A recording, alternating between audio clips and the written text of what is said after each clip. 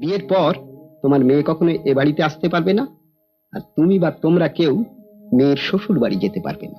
যদি ওই মেয়ের শ্বশুর বাড়ি গিয়ে হাজির হও, তাহলে তোমার ওই নামী জামাইয়ের মাথায় এটা হবে না। তোমার ছেলেটা তো ম্যাট্রিক পাস দিয়ে বসে আছে। হুজুর, ফর্দটা একবার চোখ বুলিয়ে নিলে পারতেন। না না, তার কোনো প্রয়োজন নেই। আমি তো বলেছি দান সাগর শ্রাদ্ধ করব, যাতে আমার সতীলক্ষ্মী স্ত্রীর যোগ্য মর্যাদা দেওয়া হয়। আমি কাউকে বিমুখ করতে চাই না। কিন্তু অগ্রদানী ব্রাহ্মণের কি হবে? অগ্রদানী পেতে হবে, যে করেই হোক, যেখান থেকেই হোক, পেতেই হবে। অগ্রদানী না হলে মায়ের আত্মা শান্তি লাভ করবে না। হ্যাঁ হ্যাঁ, বুঝলাম, কিন্তু অগ্রদানী তো আর গরু বাছুর নয় যে হাট থেকে কিনে আনা যাবে। এত দুজন লোক খবর নিয়ে ফিরে এসেছে যে তারা আর এই বৃত্তি করছে না। তাদের ছেলেমেয়েরা এখন লেখাপড়া শিখছে, কাজকর্ম করছে, এমনকি নিজেদের অগ্রদানী বলে পরিচয় পর্যন্ত দেয় না। আচ্ছা বাবা, অগ্রদানী বামুন কি নিচু জাতের বামুন? হ্যাঁ মা, তাদের সঙ্গে এক পংক্তিতে আমরা খাবো না পর্যন্ত। কেন বাবা? তারা জ্যান্তিতে প্রেত হয় যে মা। মানে? মানে ধর, এই আমি যখন মরবো। বাবা, কি অলক্ষণে কথা বলো না। ঠিক আছে ঠিক আছে, এই ধর, এই যে মা ঠাকুরুন মারা গেলেন, মানুষটা তো মরেই গেল, পুড়ে ছাইও হয়ে গেল, তবু তার জন্য এত খরচ খরচা করে শ্রাদ্ধ কেন করছে বল দেখি? হয় বলে করে। কেন করতে হয়? সবারই করা হয় বলে। কেন সবার করা হয়? জানি না। জানতাম পারবি না। ব্যাপারটা হলো, এই গিন্নিমার দেহটাই শুধু পুড়ে ছাই হয়ে গিয়ে, গিন্নিমার আত্মাটা কিন্তু বাবুদের বাড়ির চারপাশে এখনো ঘুরে বেড়াচ্ছে। হ্যাঁ, গিন্নিমা তাহলে ভূত হয়েছেন?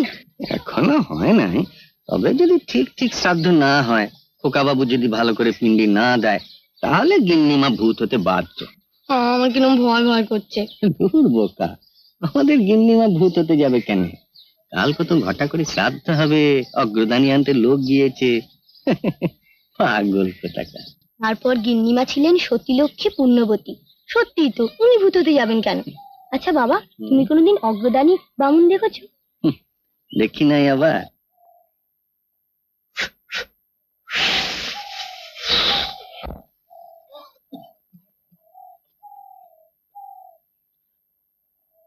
বিচার চাই, নানায় বিচার চাই। এ সবাকে বিচার করতে হবে। কুলো গুরু বড় না কুলো পুরোহিত বড়? আমার মনে হয় কুলো পুরোহিতই বড়। মাতৃদুগ্ধ যেমন এই শিশুর দৈনন্দিন জীবনের সঙ্গে জড়িয়ে থাকে, তেমনি কুলো পুরোহিত ওই দৈনন্দিন গার্হস্থ্য জীবনের সঙ্গে ওই মাতৃদুগ্ধের মতোই জড়িয়ে থাকে। কিরে বল না, আমি বড় না ওই পেট মোটা বামনাটা বড়? আপনিই বলো। কি এত বড় স্পর্ধা, আমাকে অপমান! ঠিক আছে, আমি অভিশাপ দিচ্ছি, এই আমি অভিশাপ দিচ্ছি। অভিশাপ দেবেন না, আমি বলছি আপনি বড়। কি? আমি আমি অগ্রদানী বলে আমাকে হেয় করা? ঠিক আছে, আমি চলে যাচ্ছি। দেখি কোন শালা ওই পিন্ডি গেলে। তোর মোড়া বাপ যখন ওই ভূত হয়ে চালের উপর নাচানাচি করবে, তখন বুঝবি ঠেলা। পা ধুচ্ছে, আপনাকে কেউ ছোট বলেনি। ওই অনাথ শিশুর মুখের দিকে চেয়ে আপনি আপনি এত বড় অভিশাপ করবেন না। ঠিক আছে, এবারের মতন ক্ষমা করে দিলাম, কিন্তু মনে থাকে যেন আমরা হচ্ছি জাত কেউটে, এই থোড়া ঢামনা নই। এই তো শেষ লোক হতাশ হয়ে ফিরে এলো। তা বললে কি হবে? অগ্রদানী না হলে মায়ের আত্মা শান্তি লাভ করবে না। হ্যাঁ, সেই কথা তো আমিও বুঝি ঠাকুর মশাই, কিন্তু আমি কি করতে পারি বলুন তো? আমি একটা কথা বলছিলাম হুজুর, বলছিলাম এই গ্রামেরই কাউকে যদি রাজি করানো যায়, তাহলে। তুমি কি খেয়ে পেছো নাকি? এই গ্রামে কে রাজি হবে?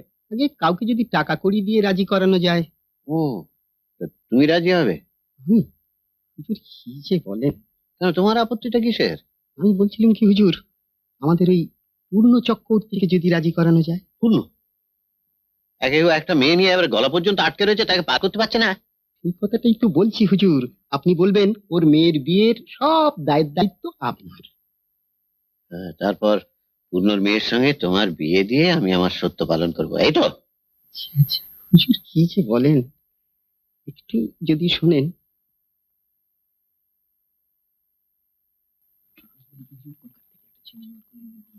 কি বলছো? তা হয় না।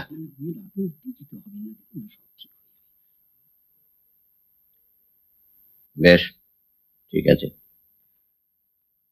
পূর্ণকে খবর পাঠাও। चक्रवर्ती, रे चक्रवर्ती बाबू, हुजूर बुलाता है। আমাকে? हाँ, এখানে আমাকে ডাকছে কেন? मालूम नहीं। চলো চল। আরে এসো এসো চক্রবর্তী, এসো, বসো বসো। আরে বসোই না, বসো বসো। হ্যাঁ বসো।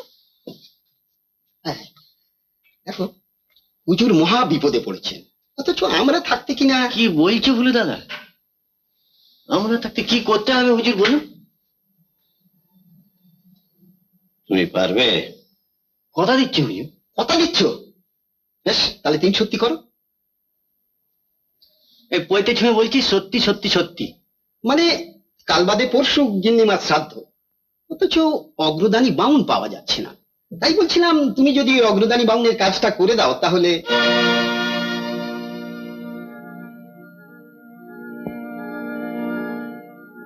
আমি? তা কি করে হবে? আমি অগ্রদানী বামুন? কেন, অসুবিধাটা কোথায়?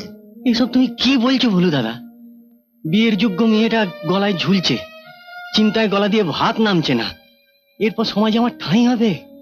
মেয়েটা পাত্রস্থ করতে পারবো? আরে সেই জন্যই তো তোমাকে বলা, তুমি হুজুরকে বিপদ থেকে উদ্ধার করে দাও, তারপর তোমার মেয়ের বিয়ের সব দায় দায়িত্ব হুজুরের। যে মধুসূদনপুরের জমিদার শিবেন গাঙ্গুলি তোমাকে বাড়ি বয়ে অপমান করে গেছে। তুমি ভুলতে পারো, আমরা ভুলিনি।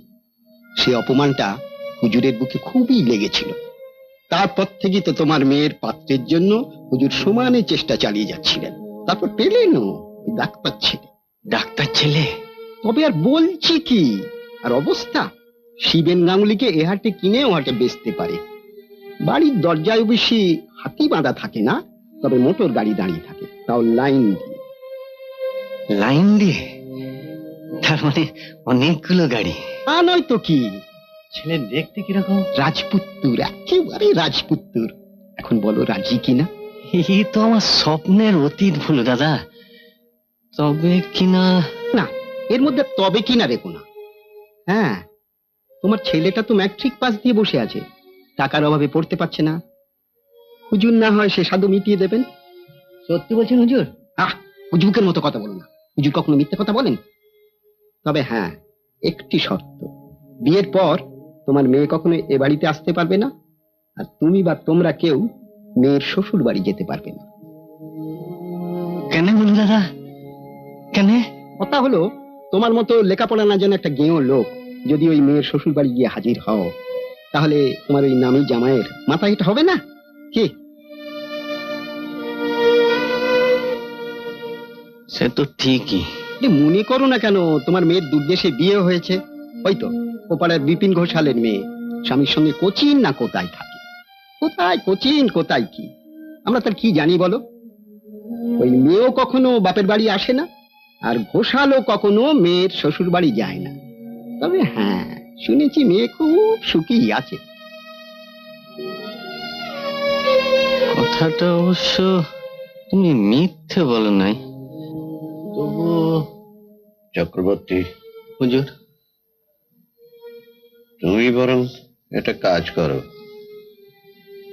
এখন বাড়ি যাও, তোমার স্ত্রীর সঙ্গে পরামর্শ করো, তারপর না হয় আমাকে এসে বলো। তোমার মেয়ের বিয়ের সব দায় দায়িত্ব হুজুরের। আচ্ছা আচ্ছা, তোমার ছেলেটা তো ম্যাট্রিক পাস দিয়ে বসে আছে, টাকার অভাবে পড়তে পারছে না। হুজুর না হয় সে স্বাদও মিটিয়ে দেবেন।